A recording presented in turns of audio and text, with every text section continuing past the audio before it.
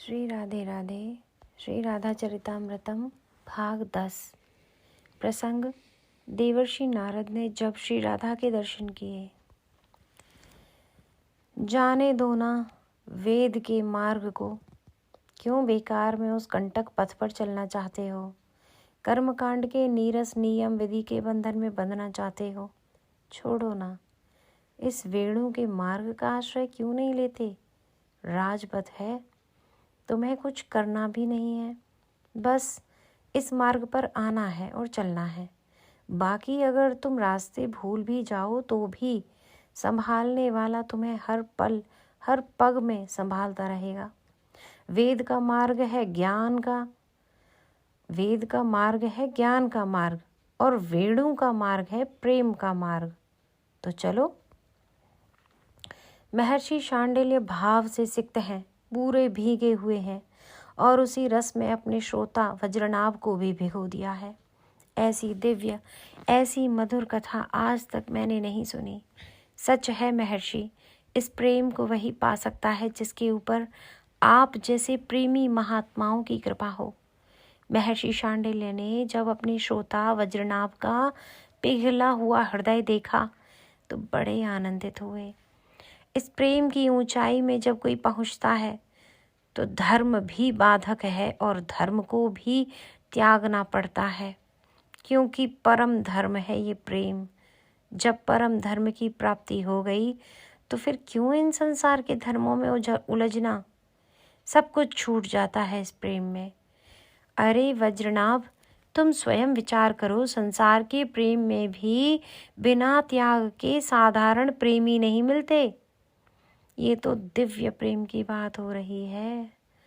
उस प्रेम की चर्चा हो रही है जिसे पाने के लिए शिव, सनकादि, नारद, ब्रह्मा सब ललचा रहे हैं।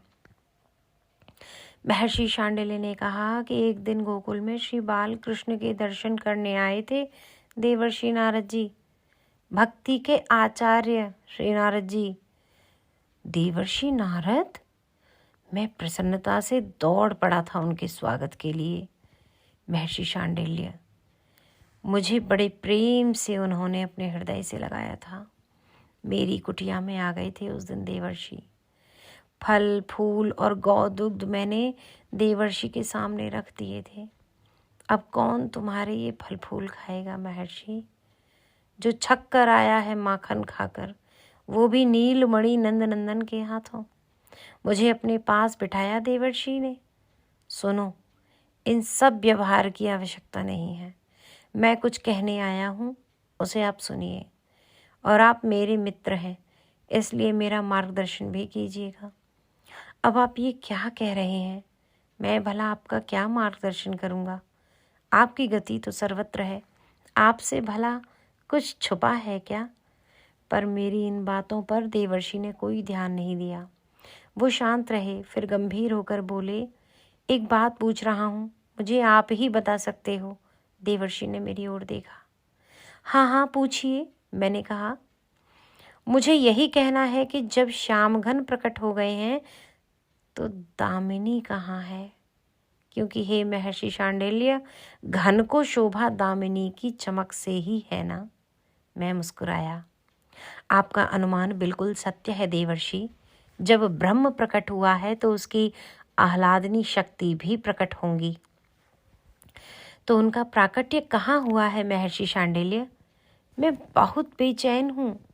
मैंने बाल कृष्ण के तो दर्शन कर लिए, पर उनकी आह्लादनी शक्ति के दर्शन बिना श्री कृष्ण दर्शन का कोई विशेष महत्व नहीं है। हे वज्रनाभ, मेरे मित्र देवर्षि नारद ने कृपा करके मुझे एक रहस्य की बात बताई। हे महर्षियों में श्रेष्ठ शांडिल्य, मुझे भगवान शंकर ने एक बार एक रहस्य बताया था। उन्होंने मुझे कहा था कि ब्रह्म तभी कुछ कर सकता है जब उसके साथ शक्ति होती है। बिना शक्ति के शक्तिमान कैसा। इसलिए मात्र श्री कृष्ण की आराधना तुम्हें कुछ नहीं देगी। श्री कृष्ण के साथ उनकी आह्लादनी राधा का होना आवश्यक है। हे वज्रनाभ, मुझे उस समय भगवान शंकर से ही ये युगल मंत्र प्राप्त हुआ था। उस समय माँ पार्वती भी वहीं थी, तो उन्होंने भी इस मंत्र को ग्रहण किया।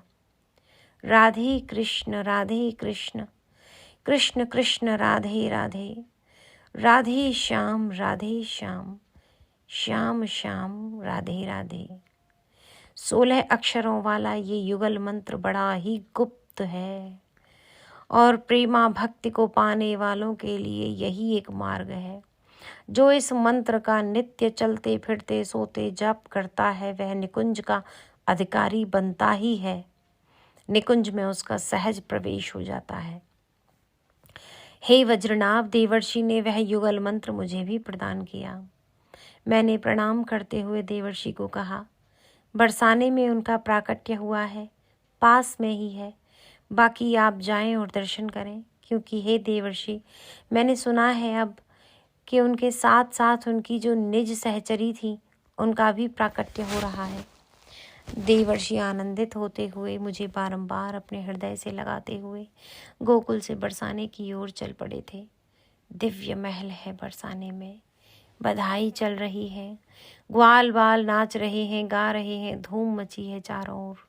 देवर्षि भाव में मग्न चल दिए उसी महल की ओर। यही महल होगा, अवश्य इसी महल में प्रकटी होंगी। पर जैसे ही गए देवर्षि, कौरवर्णी एक बालिका का आज ही नामकरण संस्कार हुआ है। ललिता नाम है इनका। देवर्षि ने हाथ जोड़कर नवजात ललिता सखी को नमन किया। ये अष्ट सखियों में प्रमुख सखी हैं श्री राधा जी की। जैसे महादेव की कृपा बिना नंदी को प्रणाम किए नहीं पाई जा सकती, जैसे भगवान श्री राम की कृपा बिना हनुमान जी के नहीं पाई जा सकती, ऐसे ही श्री राधा रानी की कृपा भी इन सखियों की कृपा के बिना नहीं पाई जा सकती। और समस्त सखियों में ये ललिता सखी बड़ी है। देवर्षि ने हाथ जोड़कर उन्हें प्रणाम किया। पर श्री राधा के दर्शन कब होंगे और वो कहाँ हैं?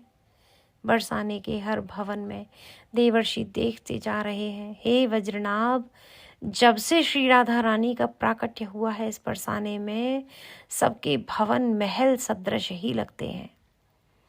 और बरसाने के अधिपति वृषभानु जी ने सबके भवनों में हीरे और पन्ने जड़वा दिए हैं। श्री राधा राधा।